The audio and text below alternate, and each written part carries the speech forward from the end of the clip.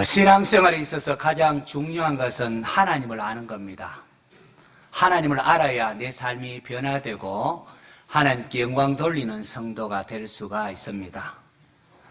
예수님의 사랑을 가장 많이 받았던 사도 요한이 나이가 많아 노년이 되었을 때에 사랑하는 자들아 우리가 서로 사랑하자. 사랑은 하나님께 속한 것이니 사랑하는 자마다 하나님을 알고 또 하나님으로부터 낳고 하나님을 알고 사랑하지 아니하는 자는 하나님을 알지 못하나니 이는 하나님은 사랑이심이라 라고 했습니다. 사도 요한은 하나님은 사랑이시다고 우리에게 알려주고 있습니다. 사랑하는 자마다 하나님을 알고 사랑하지 아니하는 자는 하나님을 알지 못한다고 했습니다. 오늘 예배드리는 저와 여러분은 하나님을 알고 계신지요? 요나서의 줄거리는 어린아이부터 노년에 이르기까지 잘 알고 있는 내용입니다. 요나가 니느웨로 가서 외치라는 하나님의 말씀을 불순종해서 멀리 다시스로 도망을 가다가 바다의 태풍을 만나 물고기 뱃속에서 사흘 있다가 다시 나와서 다시금 니느웨에 가서 말씀을 전했더니 니느웨 백성이 회개함으로 구원을 받았다는 내용입니다. 이것은 요나서 1장에서 3장까지의 내용이고 많은 사람들이 요나서를 여기까지만 알고 있습니다. 그런데 사실은 요나서의 핵심은 4장에 있습니다. 여러분 선지자가 하나님의 말씀을 전해서 그 성읍이 구원받았으면 성공한 선지자 아닙니까? 그러면 기뻐하고 즐거워하는 것이 당연한 법입니다. 그런데 요나서 4장으로 넘어오면 4장 1절에 요나가 매우 싫어하고 성내며라고 했습니다.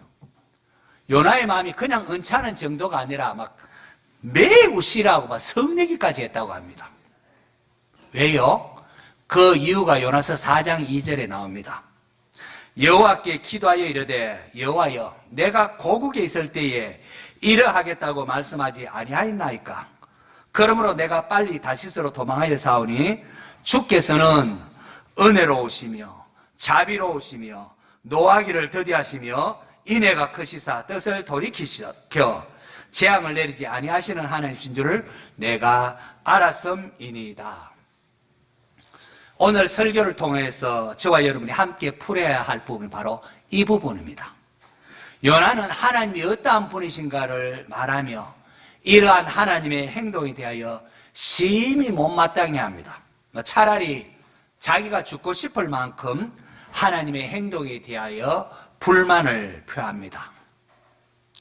아수르 성읍 니느웨는 악독히 가득한 성읍입니다. 천하의 나쁜 놈들입니다.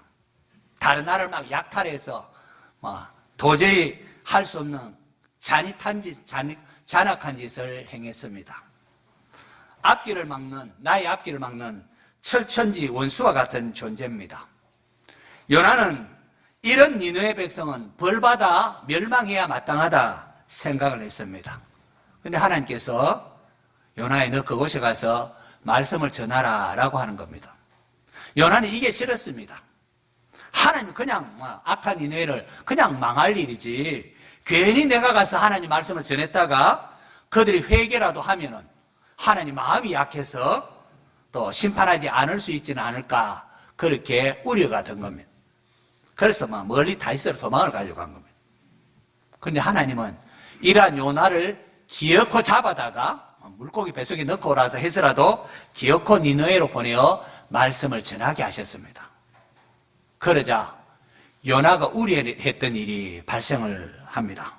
놀랍게도 그렇게 악한 니느웨가 왕으로부터 백성들이 막 회개하고 금식도 하고 그렇게 합니다. 악한 길을 돌이킵니다. 그러자 하나님께서 니느웨를 내리려 한 심판을 내리지 않았습니다. 요나 이 일이 너무 그냥 화가 나서 차라리 죽고만 싶었습니다. 그렇게 하나님께 불평을 하고 지금 성벽 밖에 나가서 하나님 앞에 항의하면서 저 니느웨 망할 것을 바라보면서 시위를 하고 있는 겁니다. 하나님께 이러한 요나를 위하여 박넝쿨을 예비하십니다. 그래서 박넝쿨이 자라서 그늘이 지게 합니다. 요나는 참 뜨거운 햇살 밑에 시위하는 것도 어려운데 그들이 얼마나 좋던지요. 이 박넝쿨로 인하여 아주 기뻐했습니다. 그런데 하나님께서 또 벌레를 준비해서 다음날 이 박넝쿨을 갈가 시들게 하고 시들어 버립니다. 그리고 해가 뜰 때는 막 뜨거운 동풍이 불게 하십니다. 그러니까 또 요나가 또 머리도 흥건하고 해서 막 못 살겠다고 차라리 죽고 싶다고 했습니다. 이러한 요나에게 하나님께서 물으셨습니다. 네가 박넝쿨로 말미암아 성내는 것이 어찌 옳으냐? 그래서 요나가 내가 성내어 죽기까지 할지라도 옳으니이다 라고 대답을 합니다. 이 하나님께서 최종적으로 요나에게 자기의 마음을 알려주십니다. 요나야, 네가 수고도 안 했고 네가 재배도 하지 않은 하룻밤에 났다가 하룻밤에 말라버린 그 박넝쿨을 그렇게 아꼈는데 하물며 이 큰 성읍 니느웨에는 좌우도 제대로 알지 못하는 자가 12만여 명이고 가축도 많이 있는데 내가 어찌 아끼지 아니하겠느냐. 요나스에 나타난 하나님의 마음을 여러분 아시겠습니까? 누가복음 15장에 예수님께서 말씀하시던 탕자의 비유에서 큰아들은 오늘 본문에 나오는 요나의 모습을 반영하고 있습니다. 아버지는 하나님 모습을 반영하고 있지요.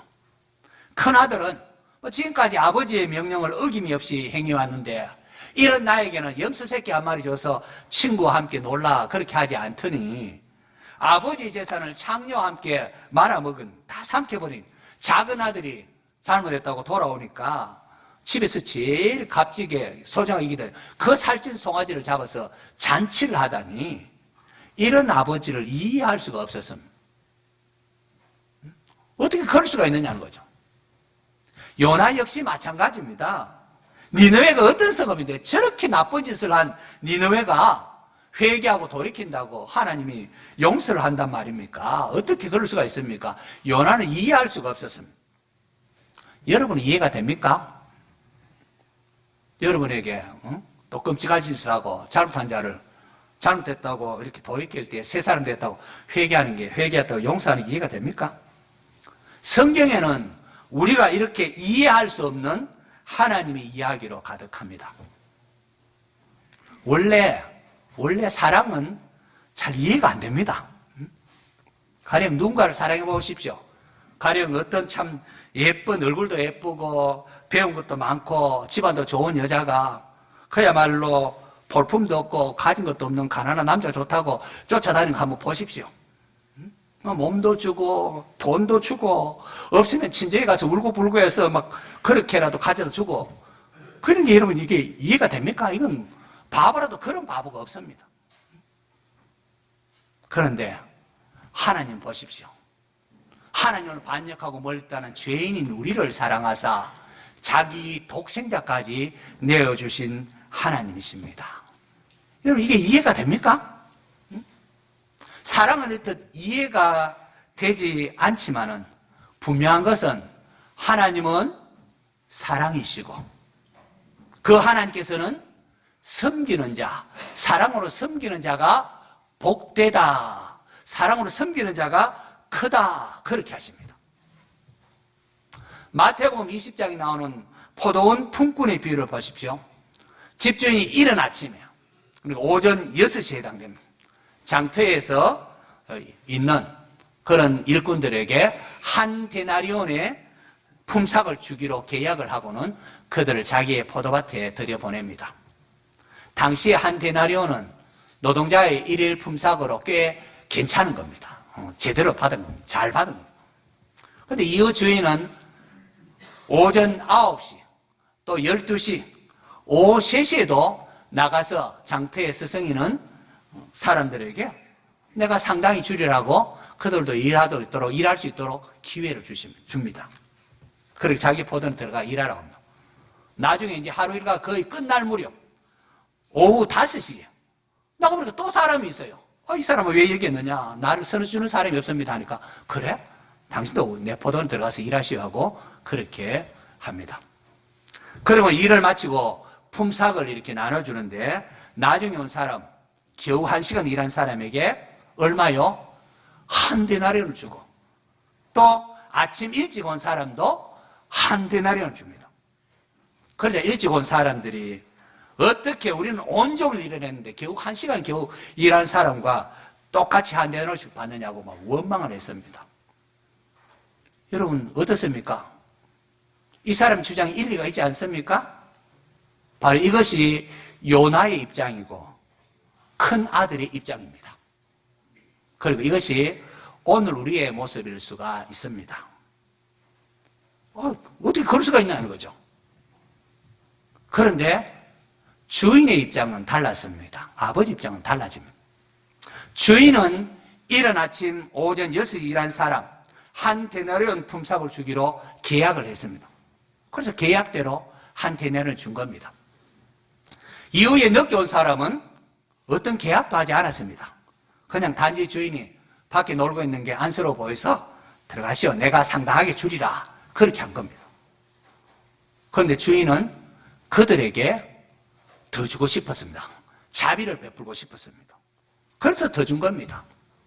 항변하는 자를 향하여 주인이 대답합니다. 친구야, 내가 너에게 잘못한 것은 없도다.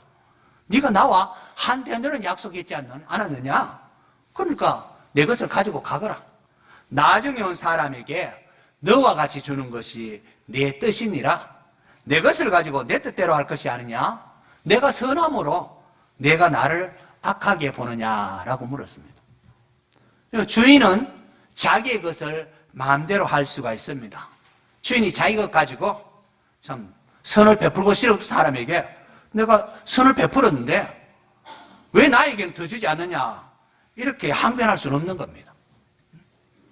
아버지가 자기 자식에게 할 때 항변할 수 없습니다. 하나님은 온 우주 만물의 주인이십니다. 주인이신 하나님께서 자기가 은혜 베풀고자 하는 자에게 은혜를 베푸십니다. 여러분 창세제로 우리를 택했다고 합니다. 이게 말이 됩니까? 근데 이것이 하나님의 절대 주권입니다.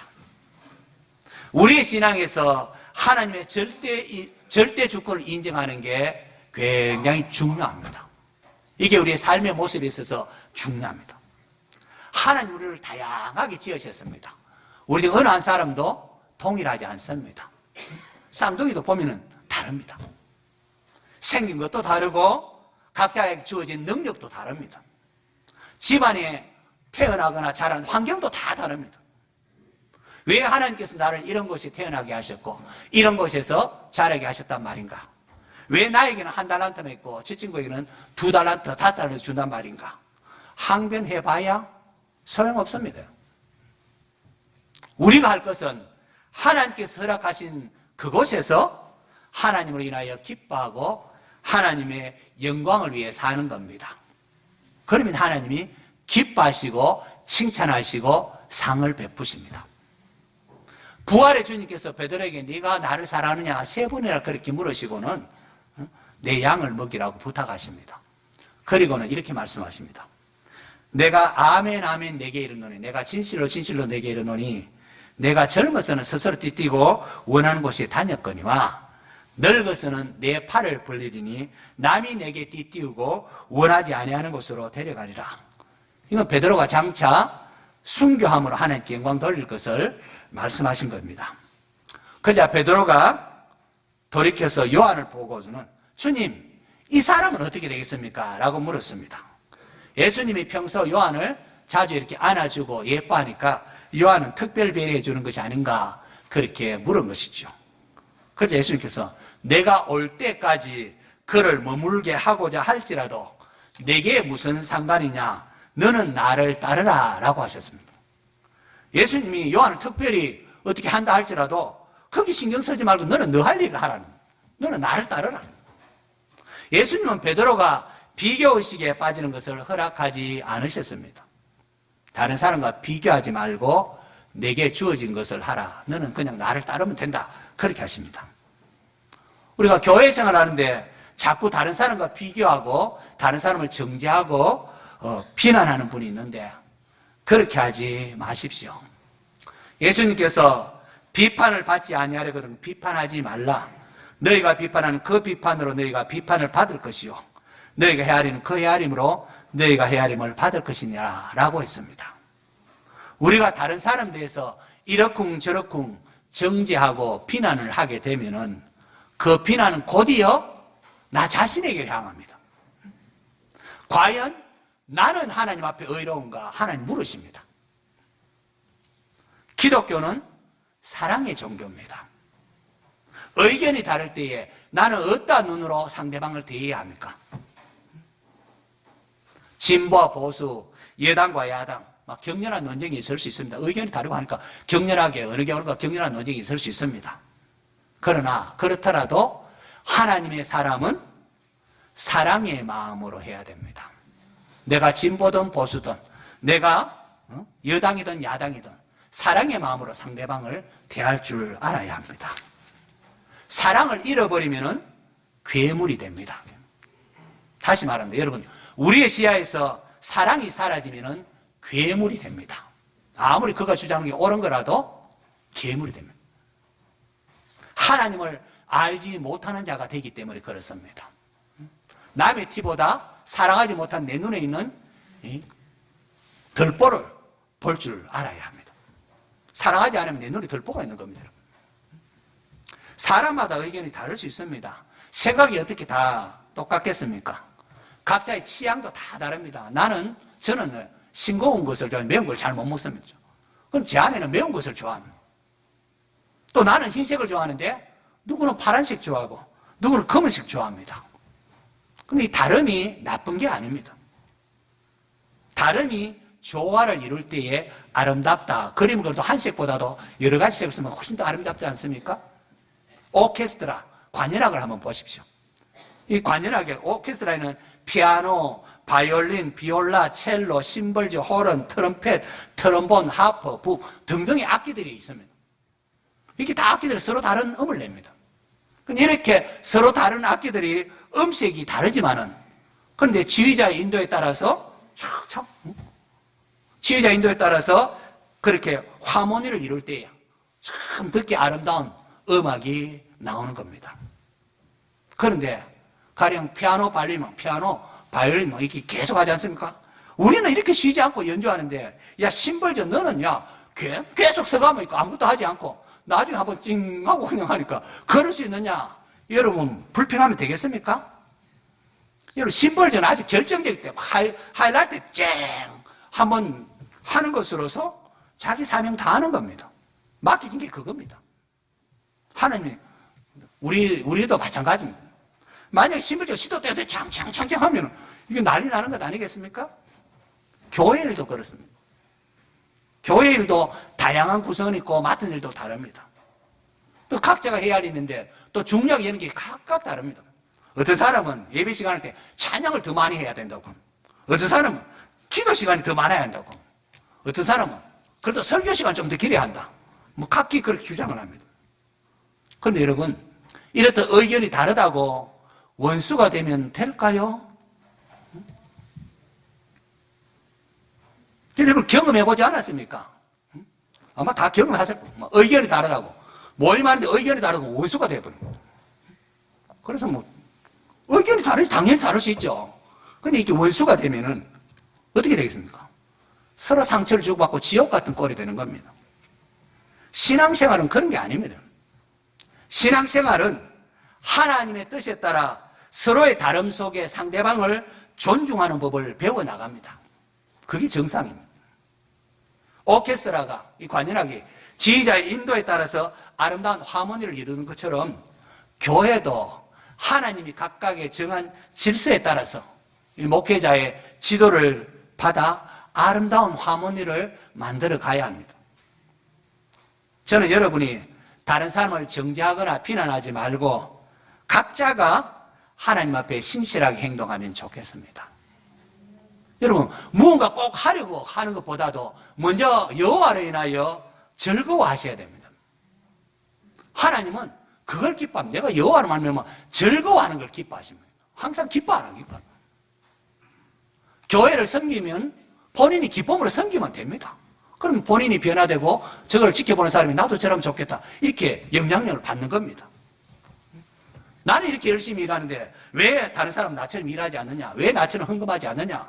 그렇게 비난하지 마십시오. 다른 사람을 정죄하고 비난하는 순간 여러분의 마음에는 하나님 주시는 기쁨이 사라져 버립니다.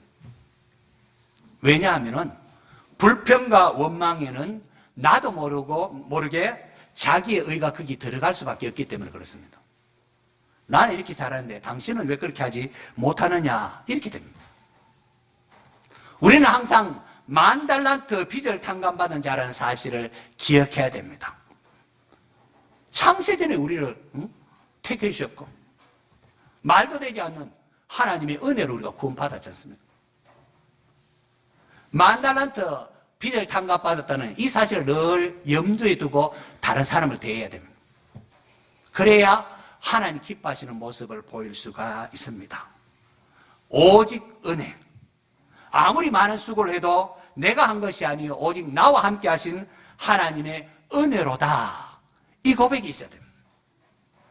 하나님께서 우리를 붙잡아 주지 않으면 우리는 아무것도 할 수가 없기 때문에 그렇습니다.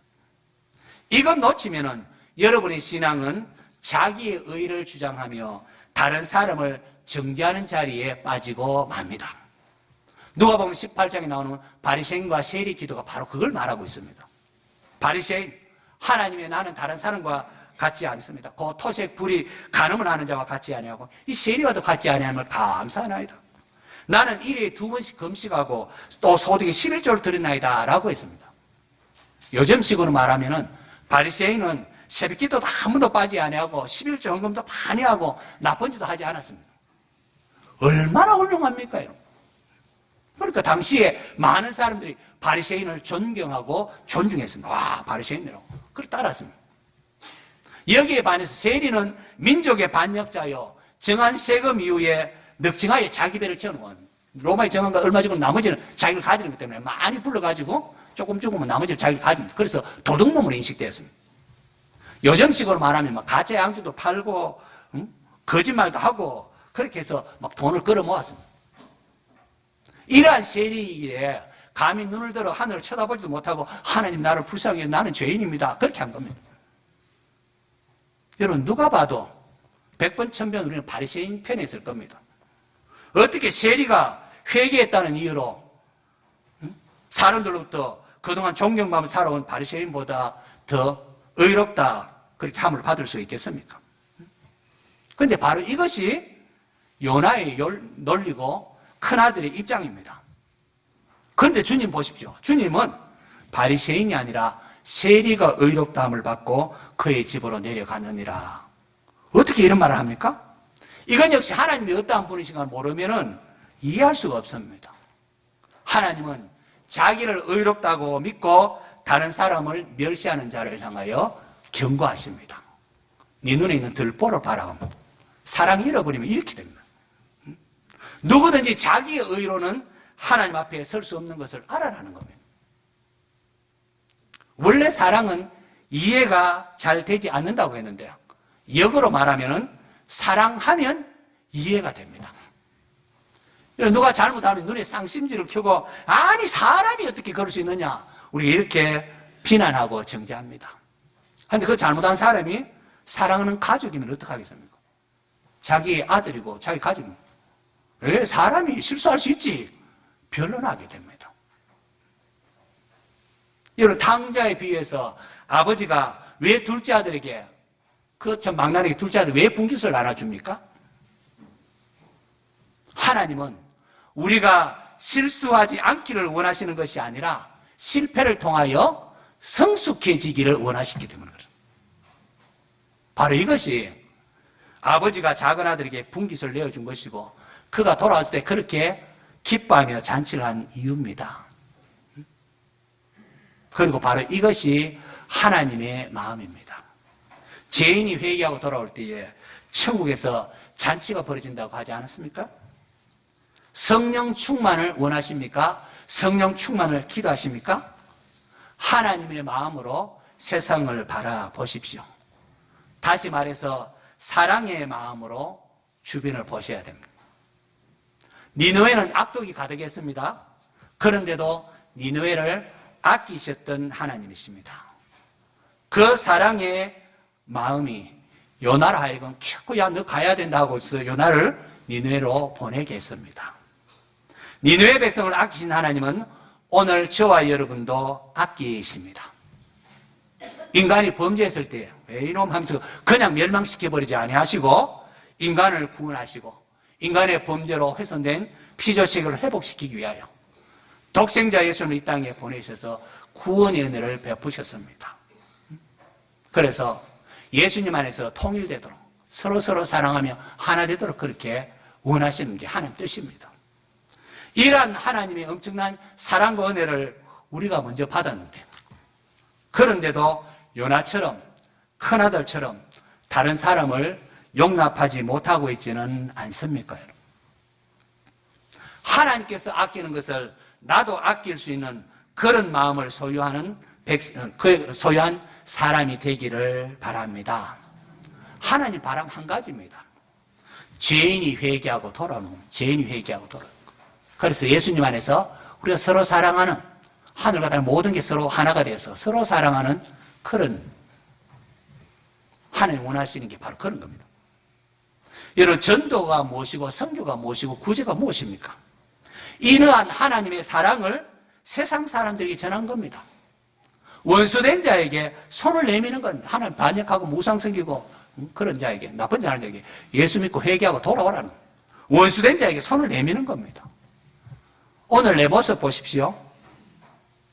박능굴과 같이 잠시 있다가 사라질 이런 세상의 쾌락 이런 것을 추구하면서 이런 걸 사랑하면서 하나님께서 귀하게 여기는 영혼에 대해서는 참 소홀히 하고 있지는 않습니까? 미워하고 있지는 않습니까? 하나님께서는 요나와 같이 버릇없는 받은 바 자신의 은혜를 깨닫지 못하는 요나와 같이 버릇없는 저와 여러분을 향하여 인내하시면서 설득하십니다. 네 동생이지 않느냐? 내가 가진 너희 것이 않느냐? 설득하십니다. 내가 아끼는 것이 마땅하지 않느냐? 하나님께서는 마침표가 아니라 물음표의 말씀으로 우리의 삶의 답변을 지금 요구하며 기다리십니다. 하나님은 사랑이십니다. 하나님의 마음으로 세상을 바라보는 그런 성도가 되시기를 축원합니다.